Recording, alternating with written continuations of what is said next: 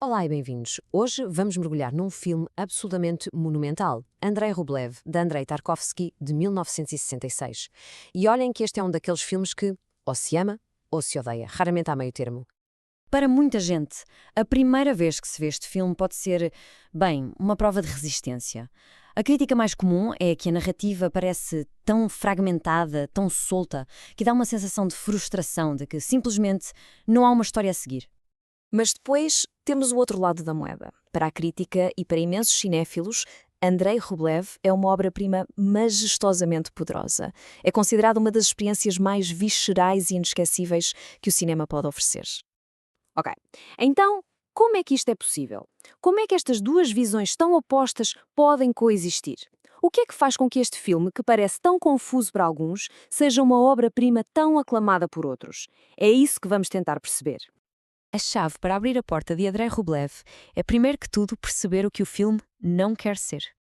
E o ponto de partida é este. Temos de largar a ideia de que vamos ver uma biografia normal. A verdade é que se sabe muito pouco sobre a figura histórica de Andrei Rublev, por isso Tarkovsky não estava nada interessado em fazer um filme factual. Nem podia. Pensem numa biografia tradicional. Tem um início, meio e fim, segue os feitos de um herói que move a história. Bem, Andrei Rublev não é nada disso. Em vez de uma linha reta, temos episódios, pequenas janelas para uma era inteira. E o nosso herói, Rublev? Muitas vezes ele está só a observar, é uma testemunha silenciosa do mundo caótico que gira à sua volta. E que mundo era esse afinal? Que realidade é que Tarkovsky queria retratar de forma tão crua? O grande objetivo do filme é mesmo este, fazer-nos mergulhar de cabeça na Rússia medieval. Tarkovsky recria este período com um detalhe impressionante, não para dar uma aula de história, mas para nos fazer sentir o que era viver naquela época e como é que isso podia moldar a alma de um artista. E essa realidade era implacável. Somos atirados para o meio de uma violência constante, como as invasões brutais dos tártaros, que chegavam e destruíam absolutamente tudo. Para além da guerra, havia o sofrimento do dia-a-dia. A fome e a peste era uma presença constante, ceifavam vidas sem qualquer critério e roubavam qualquer pingo de esperança. E talvez o mais chocante de tudo era a crueldade cometida em nome de Deus, em nome da religião.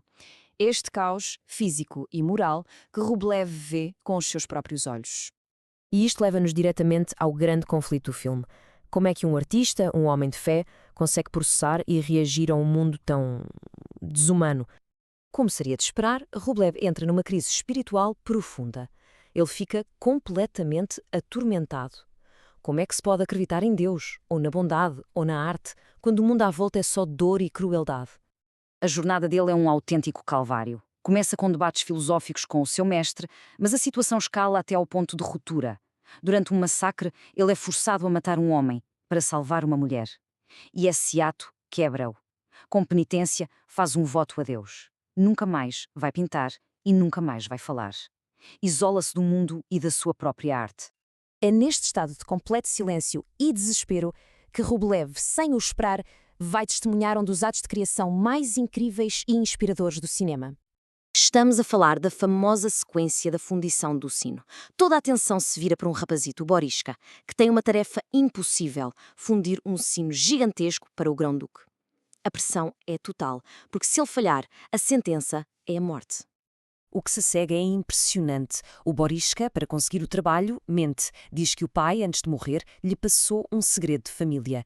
E com uma convicção inacreditável, ele comanda centenas de homens. A tensão é quase insuportável até o momento final, quando o sino é içado e testado.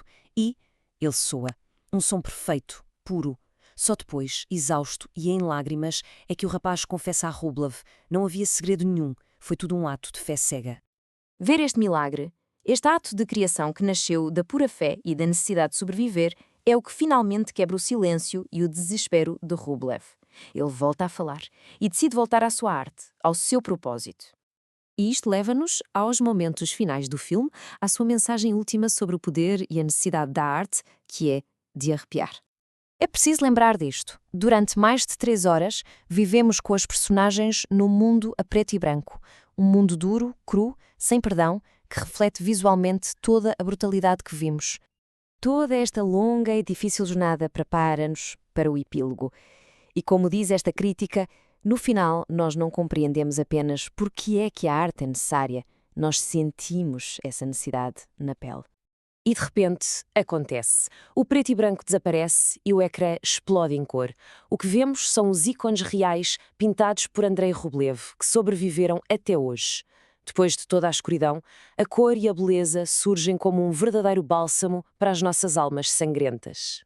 É precisamente por termos atravessado todo aquele sofrimento a preto e branco que esta explosão final de cor e beleza se torna tão poderosa, tão transcendente. E no fim, ficamos com esta pergunta a ecoar. Uma pergunta que o filme não responde por nós, mas que nos deixa a pensar.